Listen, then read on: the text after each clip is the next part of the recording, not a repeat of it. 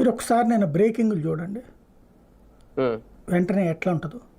బాబు అసలు అద్భుతమైనటువంటి మార్పుకు ప్రయత్నిస్తున్నారు, దాంట్లో కొన్ని ప్రాబ్లమ్స్ జగన్ వల్ల వస్తున్నాయి అన్నటువంటిది.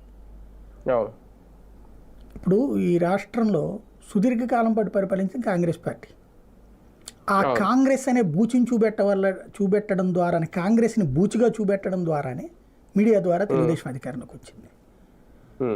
ఆ రోజున ఏదో ఒకటి, అది ప్రతి ప్రభుత్వం, ఇప్పుడు ఈ ప్రభుత్వంలో తప్పులు ఉంటాయి, దాన్ని చూపెట్టి అవతల ఎక్స్పోజింగ్ అనేది ముఖ్యం. ఇక్కడ మనం చేసేటప్పుడు ఏమో లోపాలని కవర్ చేసేయడం, ఎదురోళ్ళది చిన్న చిన్నది కూడా ఎగ్జాగరేట్ చేయడం.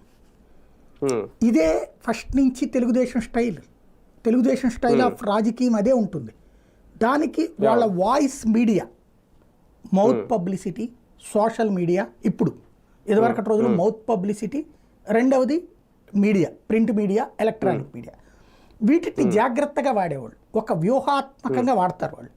ఇప్పుడు ఎట్లా ఉంటుందంటే, ఒక ఊళ్ళో 10 మంది కూర్చున్న చోటుకెళ్ళి, ఏంద్రా కాంగ్రెస్ వాడు అటు తినేసాడంట కదరా అంటే, అది తిన్నాడో లేదో మనకు తెలియదు.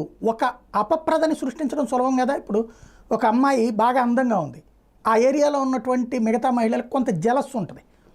వాళ్ళకి అమ్మాయి ఆడితో వెళ్తుందంట కదా, పడుకుంటుందంట కదా అని మొక్క అంటే ఏమైపోతుంది, అది స్ప్రెడ్ అయిపోతుంది. నిజమేమి ఉండదు ఇక్కడ. ఇప్పుడు సినిమా యాక్టర్లకు సంబంధించి అక్రమ సంబంధాలు ఎట్లాగొస్తుంటాయి, నిజంగా అట్టుంటాయా? ఈ ఎక్కడో ఒకటి జరిగింది చూపెట్టి మనం ఏమంటాం, నిప్పులేందో పొగరాదనేసి ప్రతి ఒక్కళ్ళకి అక్రమ సంబంధం అట్ట కట్టేస్తాం.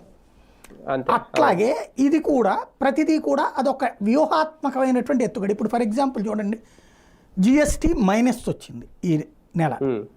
ఇది అదే జగన్ ఉంటే ఏమనేవాళ్ళు, తిరోగమనం, ఆర్థిక సంక్షోభం, సర్వనాశనం. ఇవి నెల 10%, 11%, 5 కంటే పైనే కానీ తక్కువ లేదు. ఇంక్లూడింగ్ కరోనా టైంలో కూడా జిఎస్టీ ప్లస్ ఉంది మన దగ్గర. మైనస్ 1 నెల, 2 నెలలు, 3 నెలలు వచ్చి, ఆ మైనస్లో కూడా మళ్ళీ మిగతా దేశంతో పోల్చుకుంటే తక్కువ మైనస్ అనమాట. అంటే అదే వెధవాయత్వంలో తక్కువ వెధవాయత్వం అంటారు.